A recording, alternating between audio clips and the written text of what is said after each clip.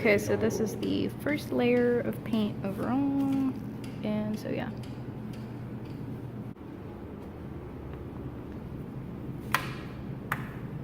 Okay, good morning. It is currently like 8:20 and I have mainly all of the wood down. I'm gonna start laying in the rest of the things, and then I'm gonna go get breakfast, and then yeah. Okay, so have several coats of paint over the entire thing. They're all kind of at a similar stage. Hopefully I can get the almonds to a state of the mango soon. I added different couple hues within the background so that way it was a bit more, not quite as just dark and gloomy and plain. Okay, well, I think I'm gonna start getting more specific within all of the things. I've gotten everything to a good state of resolution, but I am going to try and get more specific in here with shadows and highlights, especially in here with this little sticker, and start really working in the detail of the grain in the wood, the shadows underneath the objects, and try and place some of these little nuts and dates, and not dates, but almonds and hazelnuts and things. They're in the space, but I'm gonna try and play, but here they seem to be floating. Although this one less than these two, so I'm gonna work on that, and I'm gonna keep on working it and try and get it to a higher state of resolution. Especially with these pecans. These pecan shells were like really hard because there's so many different hues and everything within the shell, but I'm also trying not to get the tints to be really chalky. So that's gonna be definitely difficult, but I'm just gonna start back with the shadows. My palette's getting really gross. Gonna have to really just make sure I don't have any white in my brush when I start going in with all these shadows. I have gotten to a pretty good stopping point for the night. It's currently like 10:45. I still need to work on that lemon, but I feel like these pecans have gotten to a much better state. I ended up just painting over them and then redoing the entire inside, looking really closely at their structures, the values, the different hues, and trying to figure out what base to use. It was hard, but I think it's a lot better than it was in the last clip. So I'm gonna work on that tomorrow. I'm really happy with this lemon, and I'm gonna work on this a bit more so that way these don't just look like dots. I've gotten a good bit of the shadows in, and it's better when you back up, and yeah. So I'm gonna work on the wood grain, bit more in the shadows, be a bit more intentional with this lemon, work on the lime. I think I'm gonna have to try and pull this out a bit more because this seems to just be fading into the shadows of the lemon. And if you look in the still life, this has a very defined edge. It's kind of chalky looking, so probably a lot of white will help with that. And this is kind of just a more highly saturated background color. Granted, I did take some creative liberties with the colors just so I could stay with a more secondary palette. I tried to be really intentional with the placement of all these nuts and objects, but also I didn't want to be like, oh, it's blah, blah, it's like very, I didn't want to be really calculated with all of these kinds of placements of my objects in the still life. But I was very intentional about the surface I chose because over there we have an entire set of things that we can use for still lifes, and so I decided on the crate because it would provide a nice base instead of like a white sheet or a black sheet. This lemon is still giving me a lot of trouble. I think what's happening is my mind is looking at it and it looks different on camera, but like my brain is associating like, hey, it should be completely yellow, it should be very warm, it should be nice and juicy, and it should be a lemon, it should be yellow.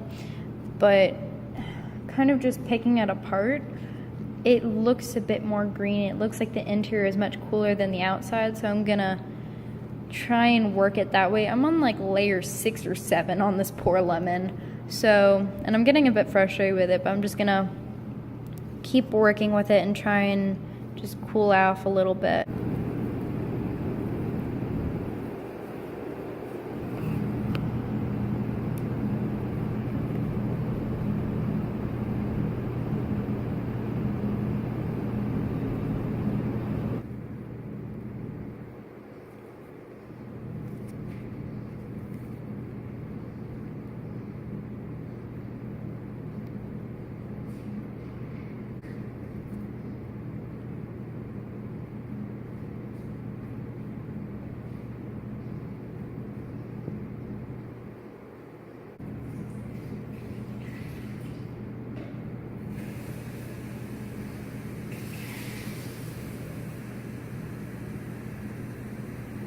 I worked a bit more on the shadows of the mango.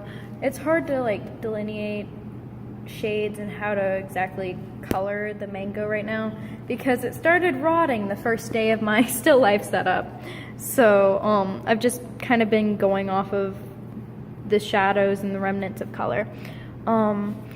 I'm really happy with how the lemon turned out. It just took me a couple hours of just standing away from it and going off and doing something else to come back with fresh eyes and look at it. So that helped a lot. And also just taking a deep breath, really. I did go back and delineate some of the interior forms of the pecan shells. Had several more little snacks and things while I was painting. I went in and I added some more speckles and things on the lime. I brightened up this area a bit because it was starting to blend into the shadow, which I really didn't enjoy. Okay, so I just finished adding a couple more details. It's hard to see in here, but I did add more orange and purple and blue values to the background. I refined some of these edges. I cleaned up the shadow. I tried to make this a bit warmer because when I looked at it, I was just kind of like, this is a bit too dark for my taste. So I fixed it up. Then I had issues trying to delineate the hazelnut from the shadows of the lemon. So I think I'll have to go through another pass on that tomorrow. I had some little highlights on the mushroom. I added a few different hue bases to the walnuts.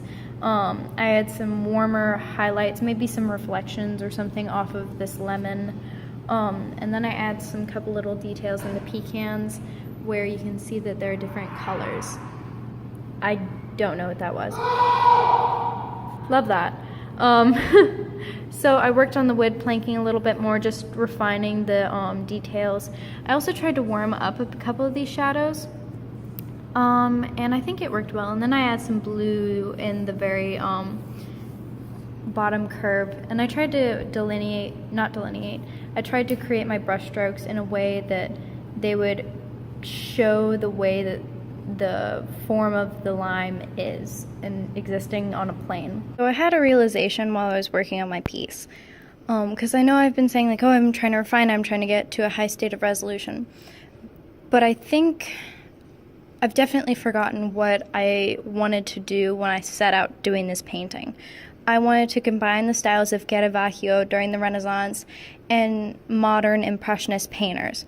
And I think I lost that along the way when I was constantly working from it and trying to make it look perfect, trying to make it look very hyper realistic. And I forgot what I went out to do. So I went in and I tried to make it less, not perfect, but more impressionist rather than realistic. Because what I loved so much when I started the painting was how I could get such patchy colors in the mango and in the lemon, and it worked. And I didn't understand why it worked at the time, because I really enjoy the style of impressionism, and I really enjoy the style of like realism. I'm not too fond of abstraction and stuff like that, but I do really enjoy myself an impressionist piece. And I think that's why I've been just doing so many different revisions. And I didn't really quite realize it until I was just trying to get, I was like, this is what a lemon looks like in this perspective with this lighting on it. Why doesn't it look right to me? Why don't I like it? Why is this not working? And it was because what I wanted to focus on when I started this was the brush strokes. I wanted to work on layering the paint. I wanted to work on the colors because I am a sucker. I'm a sucker for brushwork. I'm a sucker for really well-developed brush strokes and things like that. Like you can see on this study that I did, like I really enjoy getting in there with the paint and layering it. I love this kind of, like it's not perfect. It's obviously not perfect, but when you back away from it, you get the big picture of it. I love works like that. You can see it. Yeah, there we go. With the cookies, it looks kind of funky up close, but when you back up, it looks pretty okay. Same thing with the blueberry. The cupcake still needs work, but whatever. So yeah, I think that's what I forgot when I was going through the process of doing this painting, was what I wanted to do when I set out to do it. So yeah, I'm gonna check back in with you after class. So yeah. So it's been a really good class so far. We're about an hour and a half in, And I've made several different adjustments to the painting. I've kind of reflected the mango and the transition the mangoes goes through in the background. I've tried to break up a bit of this, like give a bit of depth, but I'm not entirely sure that this almond over here is working. I'm trying to work from this little almond right here, but like from that angle, and I don't know if that portrays distance or not. I feel like it's not quite working, but I'll work it out anyways. We're almost at the end of class here, and this is the final product. I'll put a really nice high resolution picture on the screen now. Doop. Yeah, high resolution pictures, y'all. But in the end, I tried to recreate the colors used in the mango in the light source back there.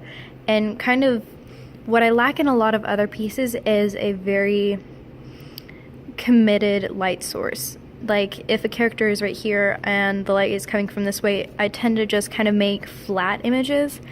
And with this, in the end, I was like, this is turning into every other piece of mine where it's just really, really flat. So I brought up the value in the background, and then I made it a lot darker in the foreground to kind of like solidify that that's the light source. That's where light's coming from. And yeah, in the whole, I'm really happy with this piece, and it's gonna be on display for a couple of days. And yeah, thank you for watching the video, and enjoy this high resolution picture.